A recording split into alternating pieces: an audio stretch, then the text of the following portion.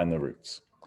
All right, so what I'm going to do is first start off with Desmos, okay, and see what we got. All right, so here I've got it already graphed. Now you can see two roots, integer roots right there, 1 and -1. So right up top, I already have two roots, so that helps. All right, so that means that in this function, so first I have -1 from the positive root, okay, and then x plus 1 from the negative root.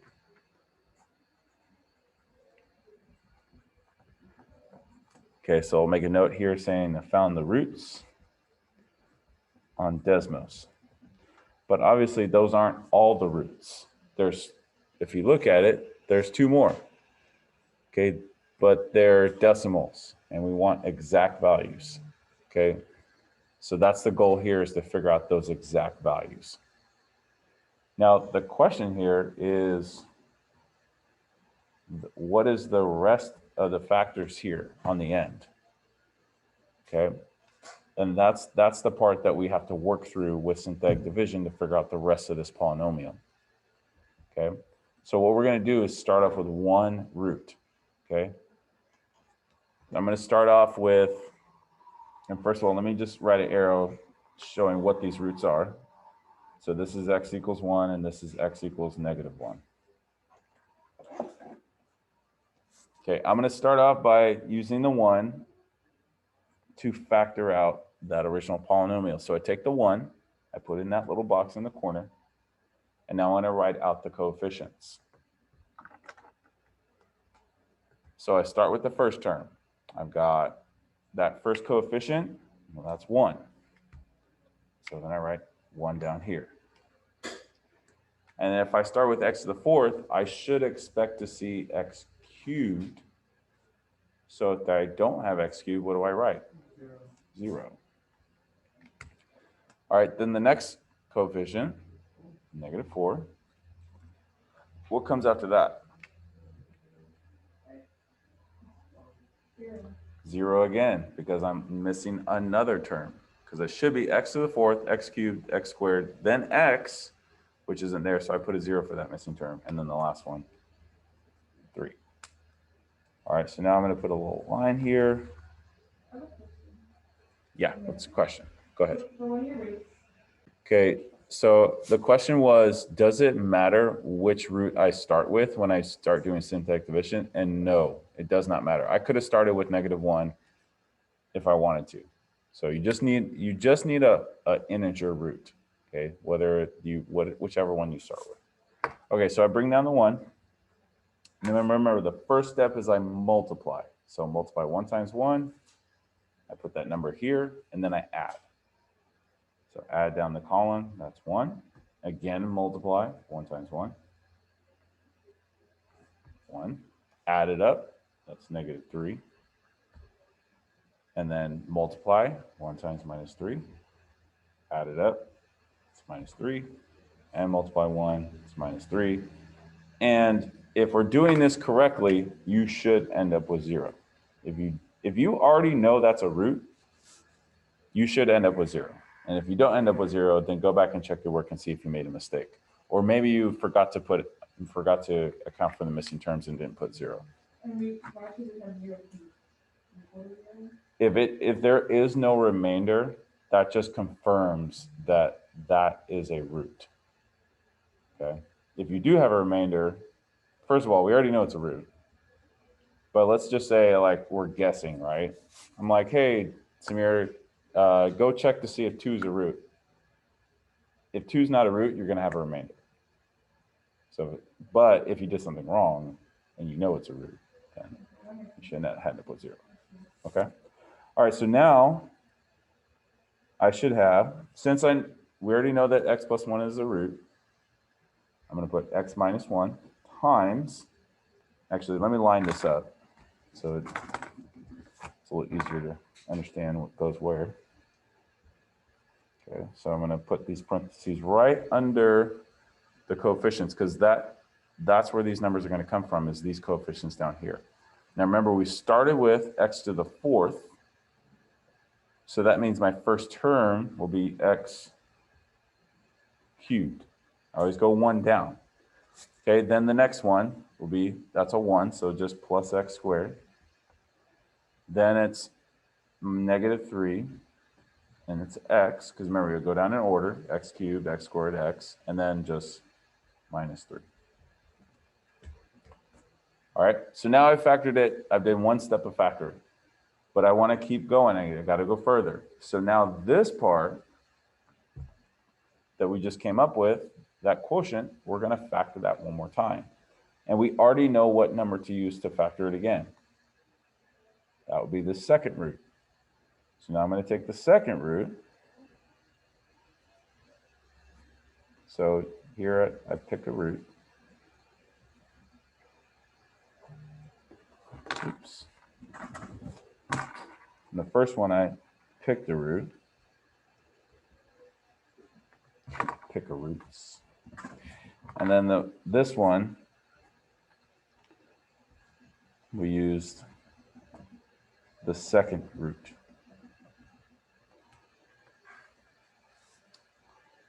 And again, we found those roots through Desmos, okay?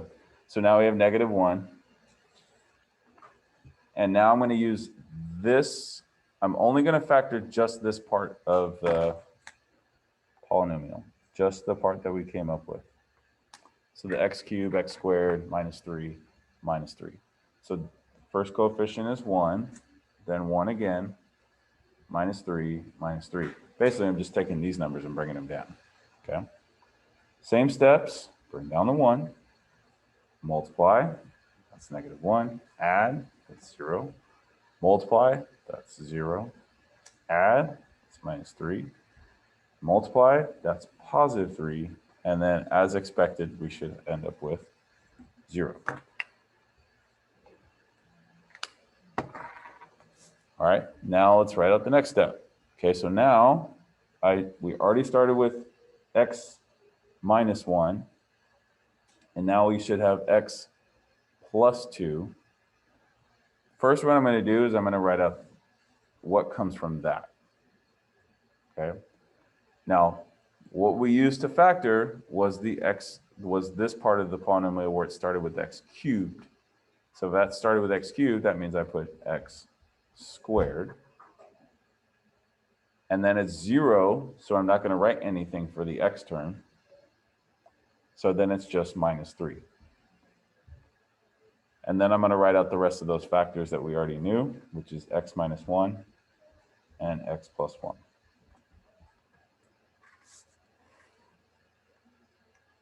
Can you explain the first time to me again? You put x to the second, you started with x cubed. Why are you putting -3? Well, we skipped the next term because it's just 0. Okay. And so that's supposed to be x squared. That should be x, which means the last one is just a constant. There's no x on that number. So I just so bring... you put plus 0x. You can't put that way. I mean, you could, but it's just 0. Okay. So it's not necessary. And it kind of complicates things too in the next step, because now the next thing is, if we think about it, if you look back here at the beginning, the degree was 4.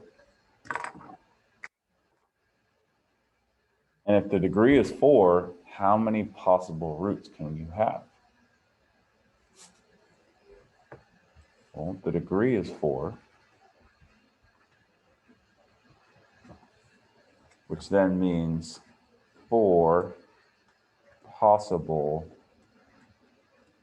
roots. We have 2 of them, which means that this last part, this x squared -3, that's going to give us our last 2 roots. Okay.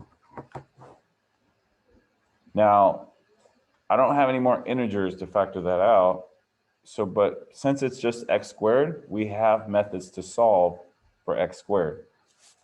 Now, when you guys watched the video with Miss Menard, she took this and basically did quadratic formula with that.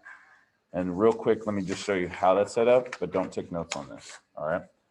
She basically took that x squared, and like you said, Samira, was put 0x and then minus 3 because of that second term. So that's your A, that's your B, that's your C, right? So then it would basically be just plus and minus the 0 squared minus 4 times blah, blah, blah, blah, blah. Okay, so you set that up. But there's an easier way when it's just x squared and either plus a number or minus. Just take that off to the side and set it equal to 0. And then solve for x. So what would be the first step? Add 3 on both sides. Yeah, add 3 both sides. So I get x squared equals 3. And then what do I do last? Divide. No? Wait. Oh, you square it. Yeah, you got square root. Okay, so we use the square roots method. If it's just x squared and just a number over here, we can square root. Okay, so we get x equals the square root of 3 because, it's a decimal, so we're not going to write that out. But when you square root, you end up with 2 different solutions. So what do I write to account for that? Plus and minus. So plus and minus the square root of 3. So there's the last 2 roots, which those are real. They're just decimal. They're not complex or imaginary. So now the roots, my final roots are 1 minus 1, positive square root of 3, and then minus square root of 3. Okay, so this is the very first page. And you can see that this guy Carlo, he's trying to factor this polynomial. So just like we factored out over there, he's trying to factor this one out to determine all the zeros. Again, the goal is to get all the zeros, the roots, and all that. He discovers one factor by making a guess and dividing the polynomial, okay? So I don't know how he guessed. He probably graphed it, but whatever. If you look at the graph, you can see that one of those roots is what? What is one of the roots? It's a double root. Right, it is a double root, and it's what? What number is it? The 3. 3, positive 3. So it's positive 3, which as in factor form is x minus 3, okay? Now, if it's a double root, normally we wouldn't just write x minus 3, we'd write x minus 3 with what? Squared, which means there's 2 of them. So basically now he's trying to factor the second part of this polynomial, because basically what he's done, he's already done synthetic division, and so he's come up with that second part. So he's already done the first step. Kind of like we just did 2 steps of that, he's already done the first one, okay? So now he's trying to factor the second part, so he tries dividing by x plus 3. If he's using x plus 3, what is that? What does he think the root is? Negative 3. But look at the graph. Is it crossing through negative 3? No, it's not. It's like somewhere in the middle of negative 2 and 3. So some decimal, right? Then he tries plus 1. Does it look like plus 1 should work? What do you think, Diego? No. That means he thought it was negative 1. Then he tries negative 1, or x minus 1, which means he also thought it was 1. None of those obviously work. Okay, so let's look back at the graph. We said it's a double root, right? Well, if it's a double root, that means that you will use synthetic division with that number twice. You'll use the same number twice. So he's already used 3. We're going to use it again. So when you have a double root, synthetic division, you do synthetic division twice. So it says in the little story that he divided by x plus 3. Isn't that? He tried. And guess what kind of remainder he ended up with? something other than 0. So he tried dividing by x plus 3, okay, basically using synthetic division, and basically plugged in -3 here. Okay, it didn't work. He didn't end up with 0. He tried then -1. It didn't work. But you do the oh, wait. Yes. So you do the opposite? You're doing the opposite, right?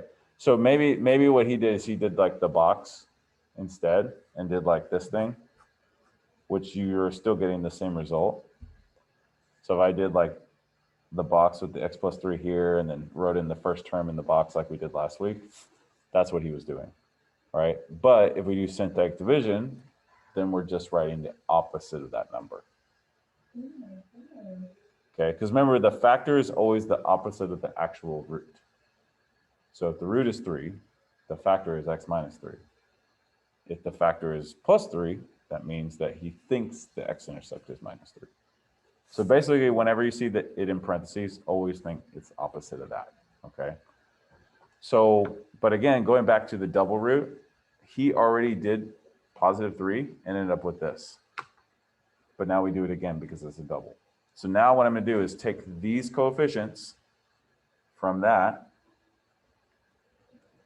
1 minus 1. Are there any missing terms, by the way? No. On the second? No. Okay, then -7, then 3. All right, so now I'm going to work through all the steps, and I'm going to have x minus 3. We already know x minus 3 has to work again because it's a double root. It has to work. So I have x minus 3 twice.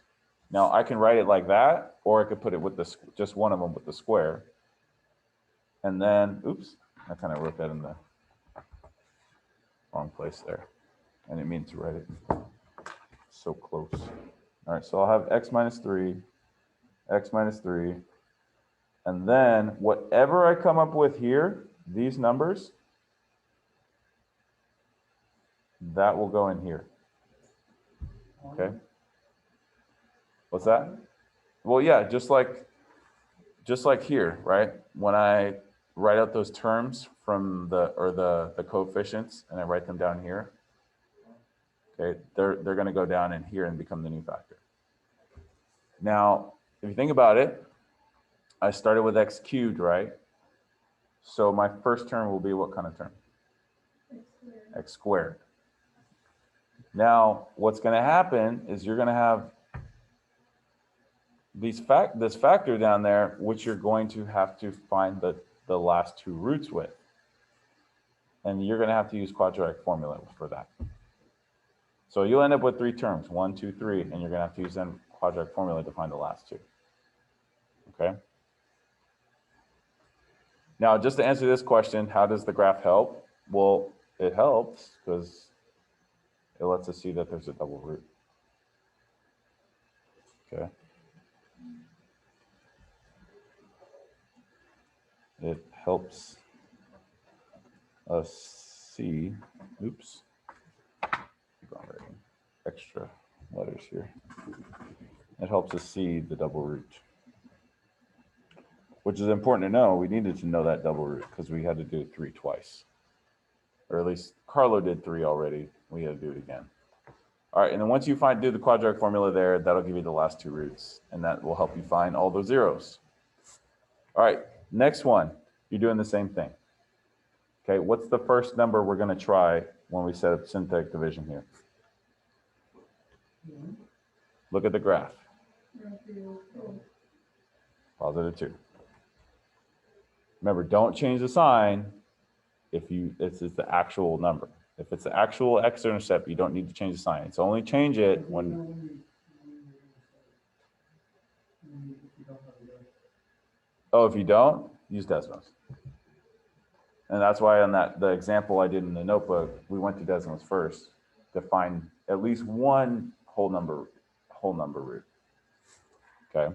Now there is a way to figure out those numbers without a graph, but we're not there. Okay. And it involves a lot of guessing. Okay. But you basically come up with like 6 or 7 numbers based on what you're given. and you just keep trying those until you get one. Okay, but we're not doing that right now. We're using Desmos. Exactly what that is. Yeah, it's called the rational root theorem, but we're not starting with that. Okay. All right, so you're basically gonna factor that out, and then use that to figure out the rest of the factors. So we already know this one should work, right? Then you'll end up with three terms there, and then you're going to do the same thing you had to do here. You're going to do quadratic formula. The second question is just telling you to find the rest of the factors, which is basically just doing this here. Okay, using the quadratic formula to find the rest of your answers. Okay, so the next question is inverse. What is the equation inverse? So I'm going to give you guys an example on how to do this one. Okay, you can write this in your notes if you like. Actually, you know, let's put this in your notes. Okay, so I'm going to go to the notes here. Okay, just review of doing inverse equations. So inverse. All right, so I'm going to do f of x equals 5 times the square root of 2 times x plus 3 minus 4.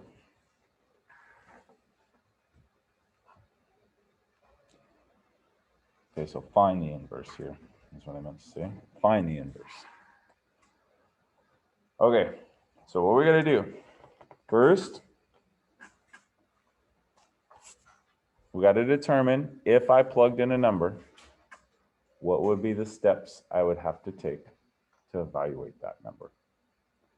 Okay, so I'm going to, for example, I'm going to plug in, let's say 1. Now, you don't have to write this part if you're working these out, but it just helps to understand what is going on.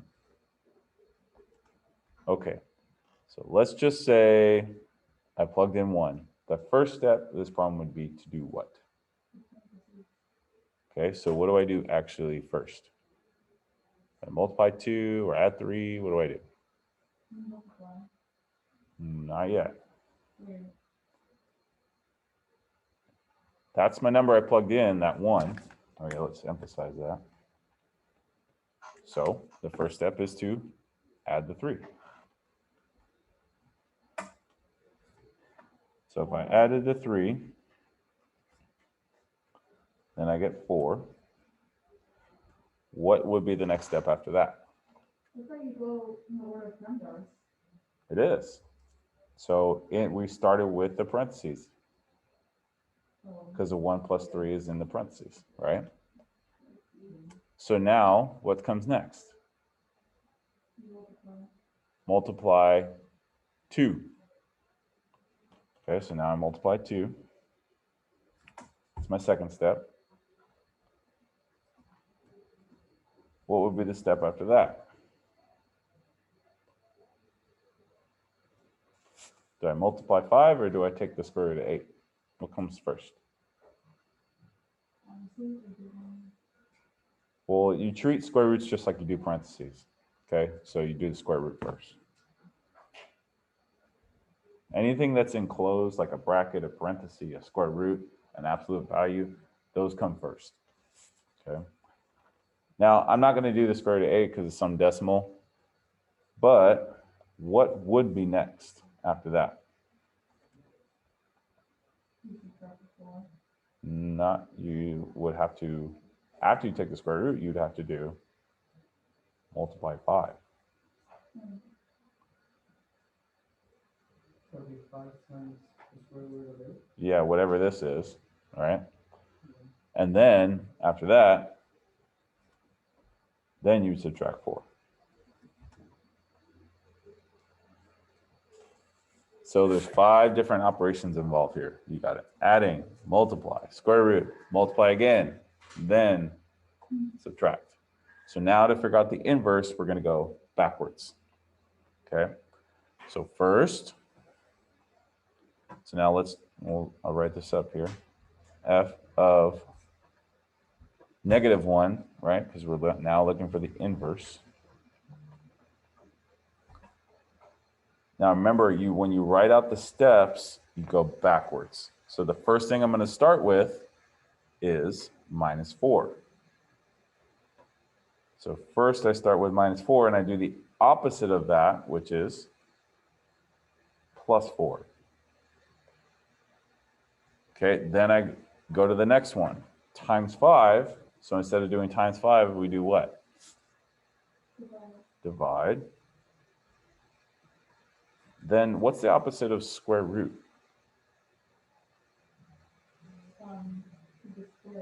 Yeah, you square the number. So I square. Okay, then what's the opposite of times 2? Divide. And then the opposite of +3? -3. All right, we're going to use that to build up our inverse function now. The first thing I do to the input is I add 4. So that means x. I take my x and I add 4. Okay. Now, the next thing is to divide by 5. So whatever I get from x plus 4, I'm going to divide all of that by 5.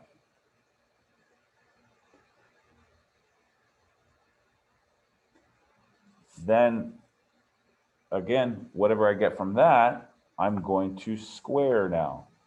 So, again, when I apply the operation, I apply it to everything that's there. Okay, so now I raise this to the second power. Still got 2 more steps. Now this whole thing, whatever this ends up being equal to, I will divide by 2. So now I'm going to do another fraction line, a bigger one. Divide by 2. Okay, and then lastly, subtract 3. Now there is a way to kind of make this look a little cleaner.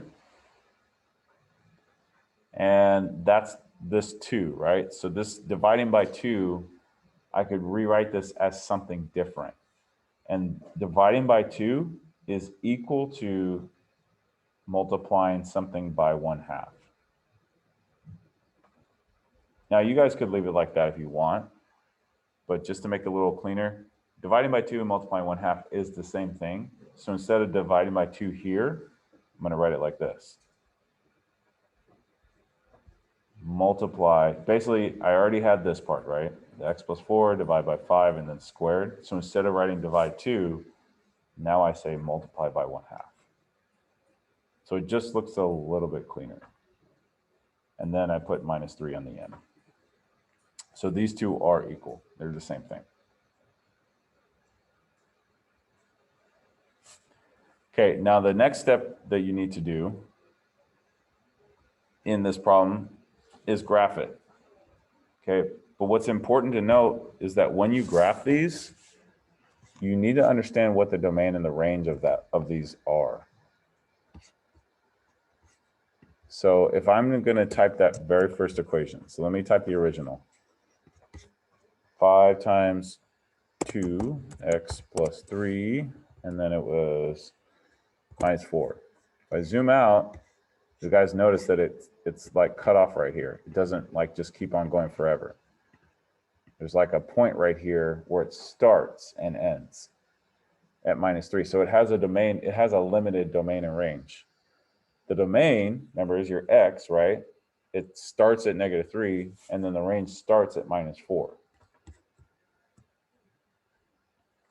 So I'm going to write that over here. The domain is anything bigger than x minus, or actually, let me write that differently, because we didn't really use that notation before. We're going to write, it starts at -3 and then goes to infinity. And I'll put a bracket here with parentheses. The range started at -4 and then again goes up to infinity. So when I write out the domain for inverse, they switch.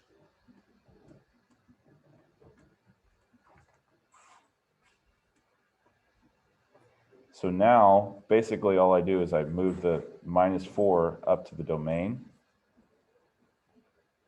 and then I move the range, sorry, the domain down to the range. I just switch these numbers. So you basically just want to look at, you want to go back to your graph and look right here. Where does it start? And notice the X value is your domain, the Y value is the range, and I just switch those two numbers. Okay, and that's where you're going to start your graph when you sketch it. And the reason why I say that is this is what it looks like. Here's that inverse function. So let me write this out. So x plus 4 divided by 5, and then squared, and -3. Notice how the inverse just goes forever in both directions, but the original does not.